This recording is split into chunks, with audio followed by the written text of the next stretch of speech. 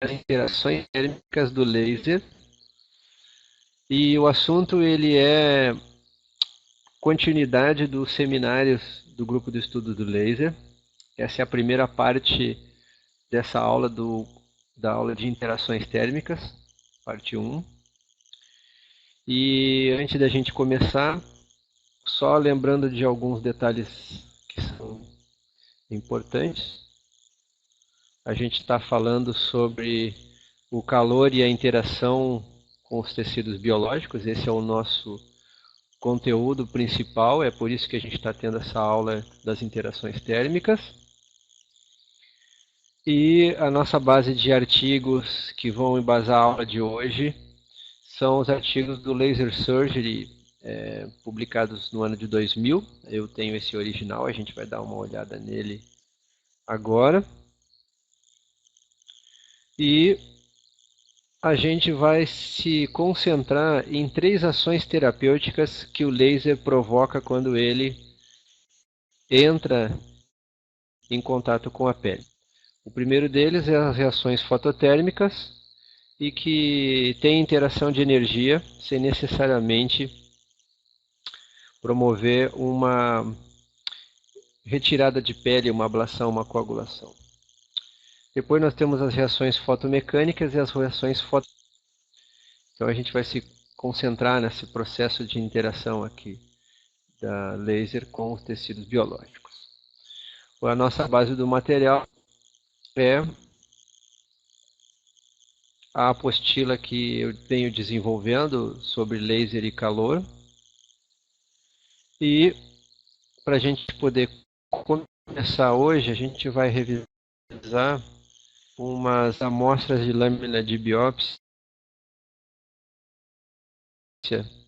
de 500 micras, demonstrando alguns efeitos interessantes. Nessa primeira imagem aqui, que na figura B nós estamos vendo um eletrocautério que foi aplicado nesse mesmo tecido. Nesse daqui, um laser ablativo do tipo laser de CO2. A escala é de 200 micras.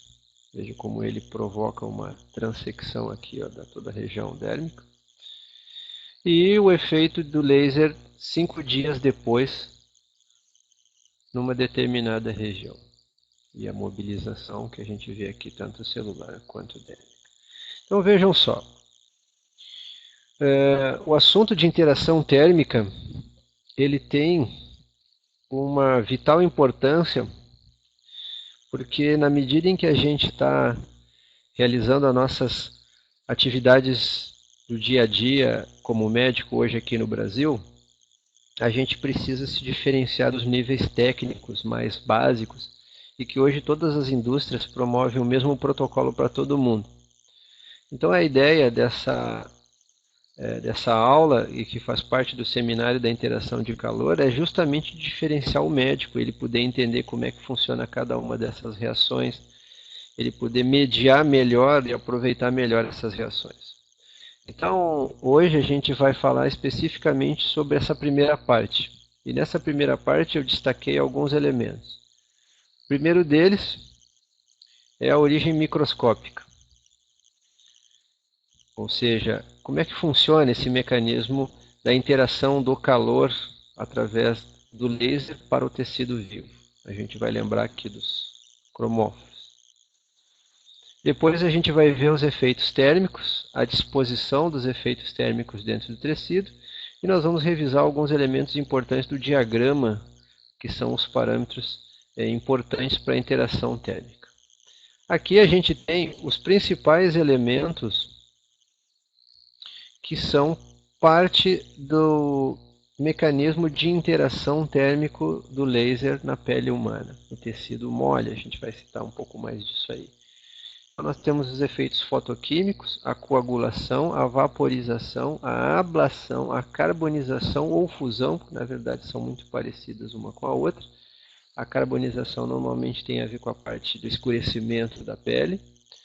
E a fusão, que é em verdade, uma reação química sequencial e que fecha, cauterizando esse tecido para uma reação química. Então vamos lá na nossa base do nosso conteúdo. Bom, os principais lasers médicos, todos eles agem no que nós chamamos de tecido mole, a pele, né? Praticamente a pele ela é 98, 85% composta de água, ela que determina a maioria dos usos dos lasers, principalmente os lasers do tipo infravermelho, viu? O laser infravermelho ele tem como característica uma absorção muito maior nos comprimentos de onda mais altos, então ele tem uma curvatura de absorção muito maior com a água. Notem que, inclusive, isso influencia a nível da profundidade de transmissão. Essa transmissão ela pode ir aumentando conforme a transmissão de energia. Já que, cada vez que nós emitimos um laser de CO2, ele vai ter tanta absorção de água à medida que vai penetrando, isso a gente chama de interações ressonantes, né? Enquanto ele vai penetrando, ele vai absorvendo, até porque nós temos uma área de ação onde está ocorrendo a aplicação do laser e uma área ao redor que não tem essa mesma quantidade de calor e que vai sofrer também uma certa interação. Naturalmente, esses lasers eles têm uma absorção maior, mas uma penetração pequena, já que a quantidade de água que tem presente nesse tecido vai absorvendo. Então, eles são fortemente absorvidos. Essa característica faz com que seja uma excelente ferramenta para a gente utilizar ele para cortes, para vaporização, hemostasia, nesse caso até fechamento de vasos, que seria uma questão do ND-YAG, né? Já que o ND-YAG também é um dos elementos de alta potência e emite infravermelho, ele está acima de 680 nanômetros. Então a água, que é praticamente transparente, que é um desses cromóforos, é que vai conduzir então essa penetração mais profunda do laser no tecido. Então é o cromóforo que vai favorecer a penetração do laser em cada tecido. Então na verdade, cada cromóforo tem uma coerência maior de absorver energia e conforme esse tipo de cromóforo, então nós teríamos uma maior absorção ou menor penetração no tecido. O que isso vai influenciar no decorrer das interações mais interessantes? O que vai ocorrer de interessante daí é que nós temos um pequeno diagrama que vai nos ajudar no passo a passo da interação do laser. O primeiro deles é a intensidade em que esse laser está sendo aplicado. O segundo deles vai ser o tempo de exposição. A maioria de exposição é praticamente de microsegundos, milésimos de segundos. O terceiro elemento é o coeficiente de absorção. Naturalmente, esses são os elementos que vão promover a geração de calor. Então, o calor ele tem como influência o principal, que são os parâmetros ópticos. A fluência, o tempo de exposição, até mesmo o contato poderia estar aqui. Dos parâmetros do tecido, que vai influenciar sim aí a transposição, né, a transferência desse calor efetivamente ao calor, nós temos a condutividade térmica, a capacidade térmica desse tecido, e naturalmente os principais resultados que nós vamos ter, seja ele um efeito ou um dano. O princípio físico que move essa característica é o calor. E o calor nada mais é do que a transferência de energia que foi gerada num tecido durante a exposição desse laser. A deposição do calor ela é devida à luz, que naturalmente vai ser absorvida nesse tecido.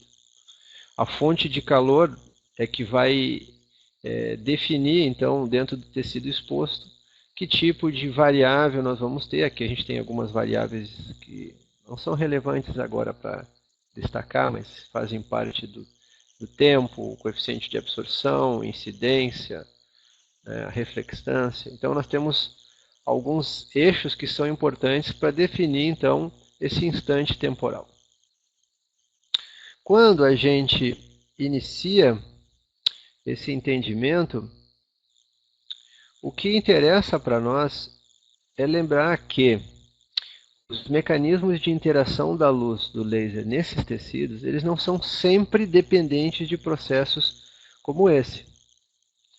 Ou seja, apesar dos mecanismos serem fotoquímicos, fototérmicos, a absorção de energia luminosa, enfim, nós vamos ter um resultado clínico de acordo com essa energia. Vou tentar mostrar aqui para vocês que existe uma média que é aproximada já para os tecidos moles e que pode definir o efeito físico que a gente quer. Uma ruptura, uma ablação, uma interação térmica razoável, apenas uma reação química. Né? Então vocês vão estar percebendo aqui, ó, que à medida que o tempo de exposição vai aumentando, à medida que a intensidade também vai aumentando, quanto menor o tempo de exposição e maior a intensidade, nós vamos ter uma reação de ligação química, uma reação plasmática de transferência de energia.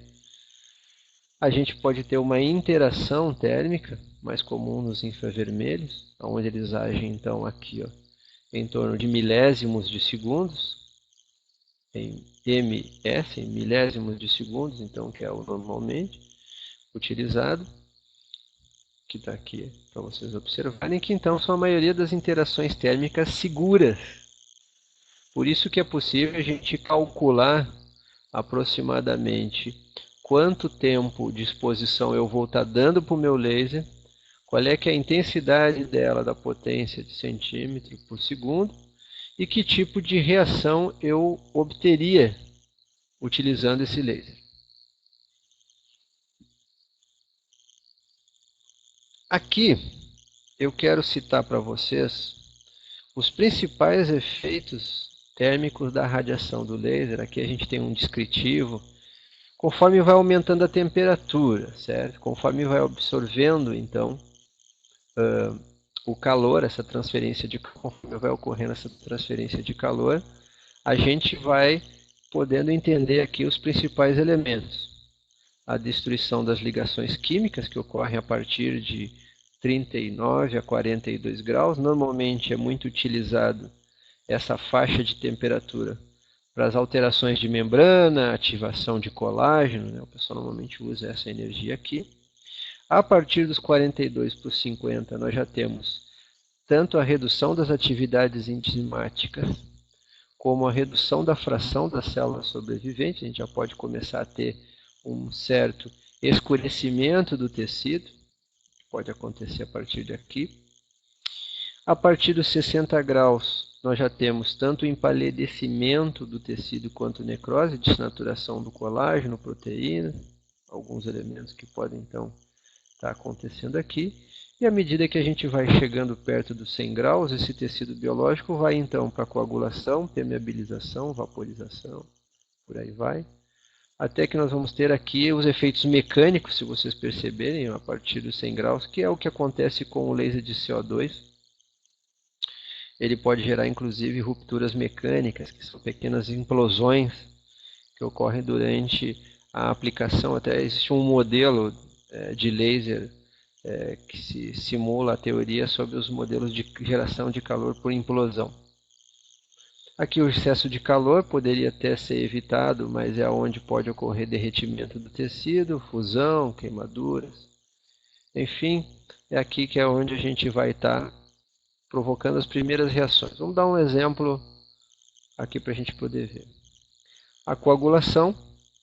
Normalmente aqui é um exemplo clássico de coagulação na córnea humana, que foi só feita uma coagulação. Notem que toda a região da borda onde ocorreu o disparo do laser, ele provoca um pequeno escurecimento. Isso foi produzido por um Erwin Ag, disparando a 90 microsegundos, 5 milijoules, com um ponto de disparo apenas. Normalmente utilizado para redução da miopia. A ablação explosiva aí já é um disparo, né? Aqui vocês veem que é 1 Hz a medida. Foram aplicados 100 milésimos de energia de joules, 100 milijoules, 90 microsegundos, perdão. E o esmalte humano ali com 20 pulsos já consegue provocar uma ablação explosiva. Carbonização, onde foi feito um derretimento aqui da região, ó, vocês conseguem ver um pequeno derretimento. E a fusão aqui, que está sendo utilizada também no caso de um dente humano, lá, que é uma visão microscópica. Isso daí.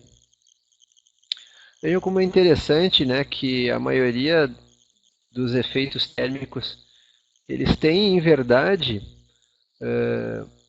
características físicas que podem ser ajustáveis no aparelho afora do protocolo. Então é aí que entra o segredo do conhecimento clínico dessas maiorias dos elementos que vão ser utilizados no princípio do laser. É a gente saber utilizar exatamente cada uma dessas características, podendo assim então trabalhar desde uma pequena vaporização a uma reação de estímulo metabólico celular, a uma coagulação, ou até mesmo outros elementos aí, como seria a carbonização e tudo mais. Certo?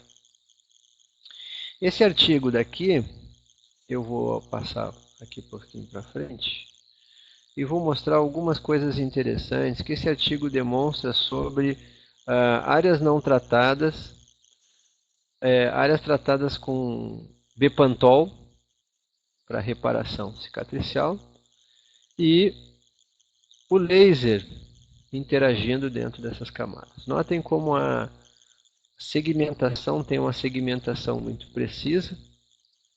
O estímulo regenerador aumenta a reparação externa para interna à medida que vai sendo passados os dias, e que essa reparação é extremamente eficiente, chegando ao ponto completo da reparação. Então vejam como esse mecanismo permite um controle mais eficiente do passo a passo de cada uma das reações que a gente quer obter. Ok? Para terminar aqui o assunto de hoje, que a gente já está terminando,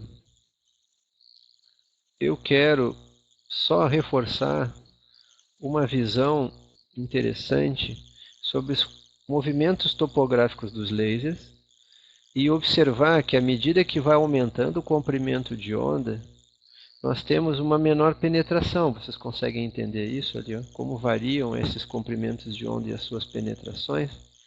O que identifica esses elementos? O que faz este comprimento de onda se depositar no extrato de Malpighi, este daqui chegar à altura do início do subcutâneo, os de 500 e 800 superarem o subcutâneo e comprimentos de onda maiores sequer penetrarem mais do que micras na pele. Tudo isso tem a ver com o coeficiente de absorção.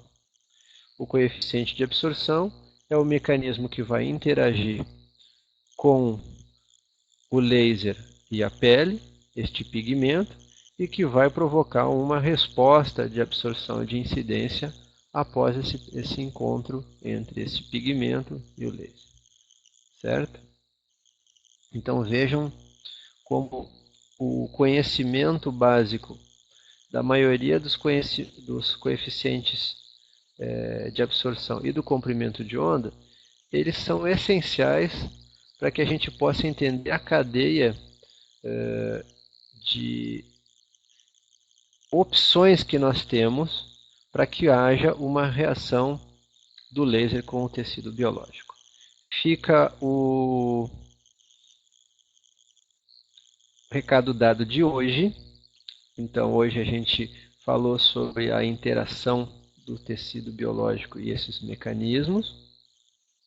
A base que reforça esses elementos, os principais efeitos térmicos que nós temos.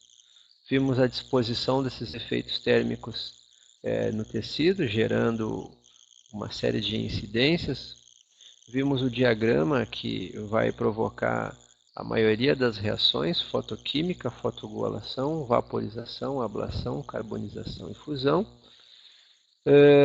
Destaquei para vocês aqui alguns elementos desse artigo. A gente vai falar mais sobre esse artigo aqui com o decorrer do tempo. Aqui fica só uma referência bibliográfica, ele é bastante grande e explica toda a reparação da pele em danos térmicos de energia super altas. Na verdade, aqui é onde entra a grande maioria dos segredos sobre ativação fibroblástica embriogênica.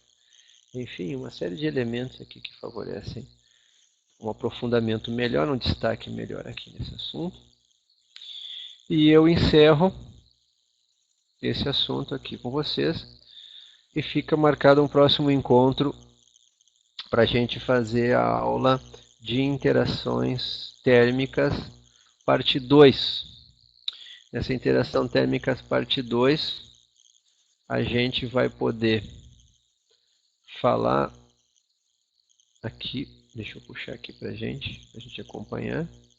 A gente vai falar especificamente da segunda parte desses elementos, que vai ser geração de calor, transporte de calor, profundidade da penetração térmica, o tempo de relaxação térmica, ou seja, o TRT, os efeitos que ocorrem quando a gente começa a repetir a taxa de pulso, como é que funciona isso, que vai ser os assuntos do nosso próximo encontro. Tá combinado? Fica assim dado o recado. Muito obrigado, um abraço e até a próxima. Tchau, tchau.